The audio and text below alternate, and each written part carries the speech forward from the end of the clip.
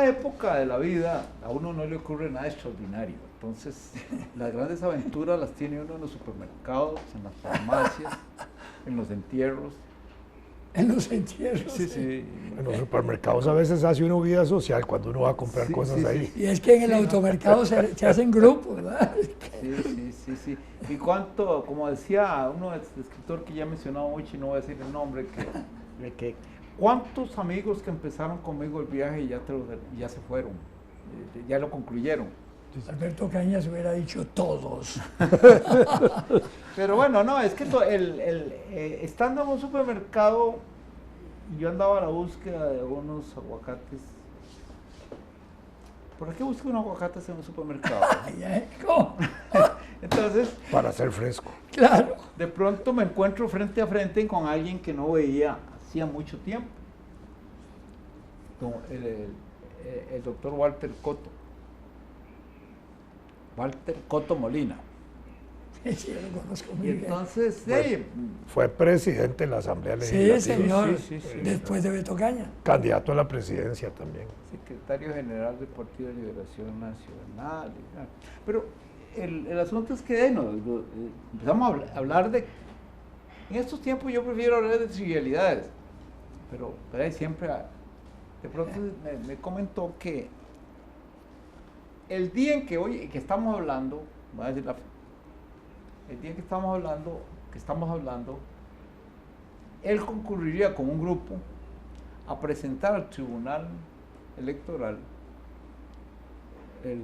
la solicitud, yo no conozco el trámite, para que el tribunal autorice La convocatoria. la recolección de firmas para pedir la convocatoria para marzo de 2019. No. De 2019, un referéndum sobre si se llama a una constituyente o no. Ese es el... Sí, esa es la esencia. Ahora, lo que pasa, a mí me pareció como que en toda esa idea de la constituyente, que eso tiene sentido. Bueno, y finalmente, yo quiero que ocurra algo, me someto a un proceso que está previsto. Claro, no sería nada precipitado, porque sería esperar que el tribunal dé la autorización, él dice que son 167,000 firmas que se necesitan para pedir el referéndum, y que se pediría para una fecha de marzo del 19. Y entonces, bueno, ese es el referéndum, y la elección sería después, la elección de esa asamblea constituyente. Bueno, eso era, él me sugirió que lo comentara aquí. Bueno, yo lo comento y me pongo a pensar, bueno, hay que tomar en cuenta que entonces tendría que haber luego un proceso de elección, y él asegura que en la propuesta, pero no sé cómo está configurada la propuesta, no habría candidatos solo de partidos políticos. Ya eso me parece que no habría solo candidatos de partidos políticos. Ya. Eso. No, lo atractivo de la propuesta es que efectivamente, primero, digamos, se separa la convocatoria de la Asamblea Constituyente hasta después de que haya elecciones nacionales, para que no interfiera con nada. Sí, claro. En este momento ni se ve eso como un movimiento político eso interesado lo comentaron de algún hoy, partido, sí. ni mucho menos, ¿verdad? Y segundo, ¿quiénes pueden participar en la Asamblea Constituyente como candidatos? ¿Partidos políticos? Obviamente que sí. Pueden participar, esto es lo interesante, cooperativas postulando, sindicatos postulando, cámaras empresariales postulando, asociaciones solidaristas postulando, pero también personas independientes. Si consiguen un número determinado de firmas, 15,000 creo que eran por ahí, entonces podrían postular sus nombres a la Asamblea. Y esto es lo que hace atractivo el proceso, porque a mi modo de ver también, si esto se lograra aprobar de esa forma para esta convocatoria, de hecho se estaría constituyendo un precedente muy importante de participación ciudadana para elecciones nacionales con cooperativas, con cámaras, con sindicatos, con tal, y eso haría atractivo además para... Y sin una bandera de partido, que es lo interesante. Bueno, hoy hablaron y hasta eso. con personas individualmente muy interesante, muy que interesante. puedan ser candidatos. Esa es la parte, digamos, rica y novedosa de la convocatoria. Lo demás es discutible si es pertinente o no una asamblea constituyente, pero sí tiene un mecanismo de participación nueva muy, muy importante. Tiene también la convocatoria una orientación de que en el proceso de la constituyente que pudiera establecerse no se puede disminuir nada de los derechos que ya están adquiridos hoy en los costarricenses. Cualquier cosa hacia arriba, todo, pero en teoría habría como un candado en el sentido de que no se podían disminuir derechos y libertades que ya están establecidas en el proceso actual, buena constitución actual. Que es interesante. No, está bien. Yo en eso siempre he sido curioso, porque la anterior ocasión en que yo estuve enterado de alguna manera de un intento influyente, el planteamiento era demasiado cerrado en el sentido de que, bueno, había previsiones para que una comisión integrada por, y decía, representantes sí, claro. Y ya uno sabe de quién. No, ya los están Entonces vinieran y hicieran un proyecto. No es decir, pues, amarren el perro y échenle la carne para que se la coma. Yo no, eso no me inspira ningún afecto, eso, porque yo me acuerdo que, por ejemplo, había un papel preponderante del Colegio de Abogados. Digo, está bien, yo sé, son abogados, pero resulta que la capacidad de decisión de un grupo de los abogados era como 100,000 veces la de los trabajadores agrícolas. Entonces, ese es el tipo de cosas que uno tiene que... Esa parte me interesaría verla con detalle. Porque también ahí está el problema de los mecanismos que se usan para discernir cómo se presentan las propuestas, que tengan iguales posibilidades de convocatoria con los medios del Estado. Yo me imagino que eso de los colegios de abogados es esa mentalidad legalista que existe en ciertos grupos que creen que la Constitución específicamente tiene un ritmo legalista y no lo tiene. ¿Por qué? Porque es una expresión del país, de lo que el país quiere. Claro que al redactarla, eso es otra cosa. Ahí sí entra el procedimiento adecuado para que tenga un ritmo natural desde el punto de vista jurídico. Eso es otra cosa. Pero sí, eso de condicionarlo. Que el yo me acuerdo que es un criterio muy... En la situación que yo estaba en aquel momento, por mi participación en el gobierno de la universidad, me inhibía de pegar el grito. Sí. Entiendo. Yo no encontraba ninguna gracia a eso, porque democráticamente no. Esta es una propuesta abierta, muy abierta. Sí, muy bonita. Tiene incluso una propuesta de constitución que obviamente no es obligada para nadie.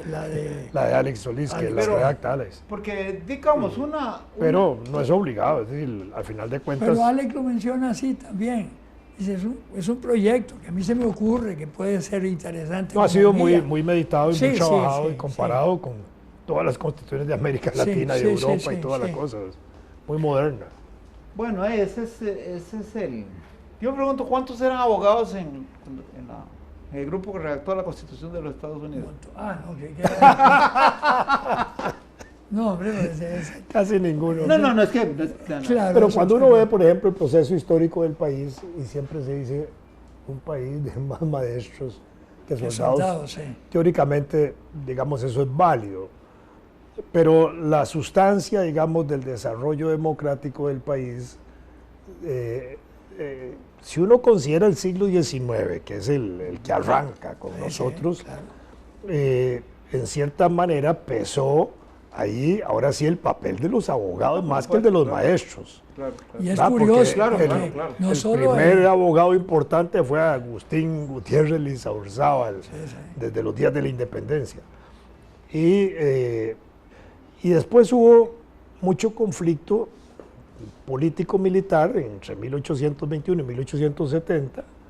Hubo 11 constituciones en ese periodo y la sustancia, digamos, democrática de la estructuración de los poderes, de los 3 poderes, de los derechos y libertades, esa parte de los derechos y libertades se fue consolidando en el tiempo. No hubo una disminución, sino que hubo una ampliación. Tal vez el único derecho que se disminuyó fue el derecho a la rebelión política, que se estableció allá por la Constitución de 1844, por ahí se estableció eso en la Constitución, después lo quitaron, pero existía un derecho a la rebelión recogiendo un poco el espíritu francés.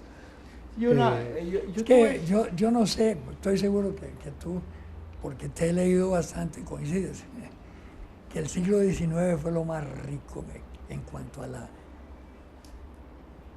la formación de los países modernos, el concepto de la democracia, de todo. Definitivamente el siglo XIX es como la gran maestra. Es que era como el parto y el nacimiento Sí, del país. sí, Salimos de la colonia así es. y teníamos que empezar a caminar solos y a formarnos. En mi juventud segunda, y yo tuve una colección, no me acuerdo cuántos volúmenes era, de una edición que hizo la UNAM de todas las constituciones de América Latina. La perdí, no sé en qué circunstancias, creo que fue un deterioro material por un accidente, pero en todo caso, yo la hojé bastante. Y fue cuando puse a alguien a decir la frase esa de que los mejores autores de ciencia ficción de América Latina son los redactores de constituciones, porque todas eran excelentes, magníficas. Ciencia ficción. Y decía, bueno, ahí bueno. Había una fábrica de constituciones muy buena en América Latina, pero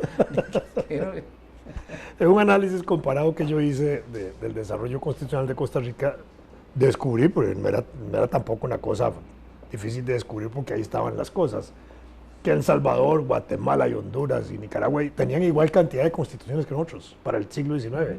Sí, No es que había una y duraba 50 años, no, es que una tras otra. Sí, claro. Era la magia, era una forma de magia. Hacemos una constitución nueva y se arregla todo. Sí, claro. Por eso dicen que la magia del sapo no está en el brinco, sino en que no pegue el fondillo al suelo. Más o menos rima con las constituciones de toda Centroamérica. No, pero es interesante porque eso de alguna manera muestra que para el siglo XIX ese desarrollo constitucional lo único que está expresando es la forma como se va modelando cada país. Sí. Y donde los grupos que van surgiendo, las clases sociales que se van constituyendo. Más bien el concepto republicano que el concepto democrático. Además, es el desarrollo de grupos y clases sociales que se van desarrollando y que seguramente en su gestación cada uno de esos grupos quería darle su propio matiz al desarrollo institucional, entonces cambiaban la constitución y seguían porque uno dice, todas las constituciones eran tan diferentes. No, todas son muy iguales. Son matices lo que cambia. Un articulillo por allá, una estructura en el asunto legislativo. Eso era algo de lo que yo estuve leyendo esos textos, no así que aplicado, porque tenía que hacer otras cosas, ganarme el pan, pero sí con cierto esmero, ¿verdad? Estaba viendo que aquí en nuestra región va a haber un cambio constitucional importante pronto, en un país pequeño, de que nunca hablamos. Barbados va a expulsar, le va a cortar, por así decirlo, como decíamos, el rabo a la reina. Se va a independizar. La cola en ese caso. Un Brexit. No, es un Barbexit. La idea es que ya eso está como decidido. Entonces dice que va a hacer el Reino Unido, mandar algo como a las Malvinas. Pero no se las pueden mandar. No, yo no creo que se atrevan. Pero bueno, el cierto es que Barbados va a poner No se atreven. un Es que la otra presidente, atreven a todo. un presidente ceremonial. Es decir, el cambio es como afeitarse la barbilla, pero está bien. Hey, sí, vamos a ser una república constitucional, pero el presidente es un presidente Local. como que va a ejercer las funciones de presidente de la República de Italia, ¿no? Y entonces ya ahí viene una nueva república en América, porque ahora esto es una monarquía, ¿verdad? ¿Dónde leíste eso? El diablo, es que yo me nutro de cosas en la mañana y después se me olvida. Es como cuando la pregunta, ¿qué desayuné? No me acuerdo. El desayuno de Fernando. No, una noticia. Desayuno intelectual. Una noticia que leí ayer tarde. Noticia, no información, porque yo no sé cuándo aparece. Que me tiene perplejo, porque no va a ser una catástrofe. O tal vez sí. Quebró una gran naviera sudcoreana, la más grande del mundo. Eso es lo que dicen ahí. A lo mejor se equivocan. Y a raíz de esa quiebra, entonces se han quedado a flote en el océano, sin saber qué hacer con eso. Un montón de barcos. Sí, pero sí, barcos de ella, la naviera, pero no solo los de esa naviera, sino que esa naviera, por la importancia que tenía, subarrendaba. Y con eso se hace todo por internet. Sí, pues. sí, claro. 560,000 containers están en alta mar y nadie sabe qué va a pasar con ellos. Pero hay mucho que hablar del asunto, porque son fenómenos, por ejemplo, nadie sabe cuántos grandes almacenes en el mundo se van a quedar sin poder ofrecer mercaderías en Navidad, porque lo que se ha desatado es una ola de embargos. Los marineros tienen su organización que está embargando barcos, y mientras estén embargados no puede sacar nada de ellos. Y los acreedores de la naviera de todo tipo. Pero hay un fenómeno muy interesante. Los barcos están navegando, es muy barato eso, tener navegando un barco. Incluso se puede hacer una exportación de algo de Costa Rica a Australia pasando por Hong Kong y no cuesta mucho más. El asunto está en que... ¿Cómo? Pasando por... Sí, la ruta, mira, ¿cómo es escoger la ruta más larga del Yo mundo? manejé una naviera un montón de años. No, pero es que los cayucos que es te... que decir los que es muy cayucos- barato. No, es que ahora... No, es que hay una cosa que se llama el Baltic Dry Index, que indica cuánto cuesta transportar. Está como el precio del petróleo, está por el suelo. Es decir, en los últimos años. Así que Bueno, pues que el combustible bajó y todo eso, claro. bueno, no, eso también el tamaño de los barcos. búnker.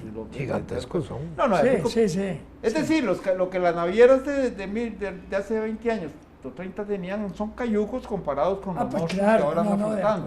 acuerdo. Pero el problema es uno de los problemas es se van a ir quedando sin combustible. Entonces, antes era muy fácil porque por internet pues, se pagaba para que les saque. Entonces, de acuerdo con alguna norma internacional que existe que yo no entendí, los puertos no le pueden negar entrada a barcos que se están quedando sin combustible. Sí, eso Sí, es Sí, lógico. como dejar aterrizar un avión entonces yo me pregunto, ¿qué pasaría si de pronto echan mastodontes y se refugian en Matina o en... No, hay en Punta Arenas, en el Punta Golfo. Arenas, sí. En el Golfo. se paralizan. Bloquean. Claro. No, pero Bloquean la entrada del Golfo en Nicoya. sería bueno como... por ahora uno se divierte viéndolo, pero no deja de ser inquietante. Sí. Yo me pregunto cuántos importadores de diversos países están preocupados porque ahí va a llegar la mercadería para la Navidad. Pero No va a ser barata, la gente no va a gastar.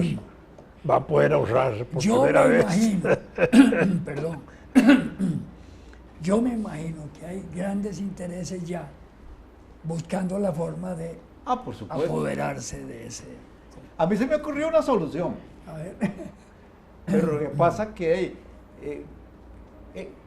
A lo mejor, a lo mejor ocurre porque fueron capaces de obligar a Obama a bajarse por la rampa trasera del Air Force One en China. Que el gobierno chino compre la empresa. Un solo tiro y ordene ese asunto. En beneficio de China, claro. Si pueden. Yo fuera claro que pueden. Si yo fuera, no sé si hay que existe ese ministerio, ministro de comercio de China, estaría pensándolo. Se compra.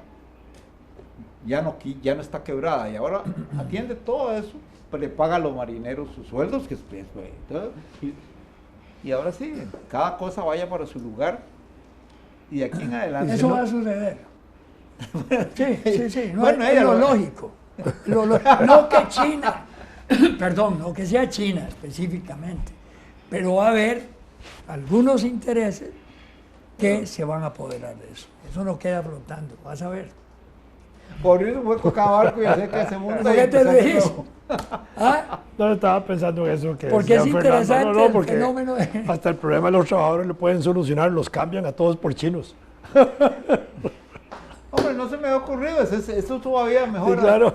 No, pobrecito. No, dice que como... Si les hacen mucho problema, los cambian y los... El número de barcos no lo leí. Ahí no van a aguantar mucho el problema de las huelgas y eso, así que los cambian, sencillamente. Pero ve qué imagen más interesante esa de un montón de barcos flotando que no saben para dónde tienen que irse. Es como bolsas plásticas tiradas en el océano, ¿no? Qué raro. Bueno, por dicho estamos haciendo la APM Terminal. Tal vez esa terminal aguanta unos cuantos de esos. Puede ser. En alianza con los submarinos los holandeses. Claro. Que lo que faltan son los submarinos alemanes, aquellos que andaban en montón hundiendo los barcos de transporte británicos y todo lo que iba para allá. Hasta el vaporcito de San Pablo. Eso no es cierto. Sí, eso fue una historia muy jalada. Tú sabes que... Hay libros, varios libros fuertes en Estados Unidos que analizan el movimiento de los submarinos nazis en el Caribe. Sí, claro. Pero eso... Yo acabo de adquirir uno. Te voy a decir una cosa. Yo estaba en Limón cuando todo eso y al tiempo de la investigación se descubrió y se comprobó que la explosión fue de adentro para afuera. Como en el barco aquel de La Habana. Sí, puede ser. Por eso no fue que pegó un torpedo y no. Pero algo pasó adentro que explotó. Pero además, en esa explosión, antes de la explosión, una hora antes, salieron todos los tripulantes gringos. Sí, señor. Por eso le digo, hubo muchas cosas. Solo los ticos murieron. Y le echaron la culpa a los alemanes. Sí, por eso te digo, eso fue una novela. Favorecer los sentimientos antinazis costarricenses. Eso fue una novela. Es como la que construyeron con el barco que se hundió en el puerto de La Habana, que explotó en el puerto de La Habana. Parecido. Para precipitar la guerra hispanoamericana. Sí. ¿Cómo se llamaba? ¿Cómo que es una maña? En el 98. Y el otro que se hundió en Punta Arenas, el Fela. El Fela. Ese estuvo ahí muchas veces, estuvo expuesto mucho tiempo, se veía desde la playa. Ahí está, ahí está. No, ahí está, pero ya dejó de verse. No, desde la playa, pero si uno pasa por ahí está, ahí lo ves. Hace poco un debate lo que quedó. Yo recuerdo chiquitillo, cuando uno iba a Punta Arenas, uno veía la parte del armatoste ahí todavía. Sí. Fela. Más bien ya deben haber sacado ese hierro para llevárselo a los chinos. Hace poco hubo un intento, se habló de la posibilidad de venderlo como chatarra. Sí, claro. Y entonces salieron opositores, porque eso es un arrecife ya. Algo histórico. Un arrecife seguro, ya natural. Eso sí me parecería probable. Que ya sea un arrecife natural. Un arrecife ya 50, 60 años de estar ahí. Sí, claro. Bueno, tenemos que aterrizar. Un montón de animalitos. Jóvenes, este programa estuvo muy bonito.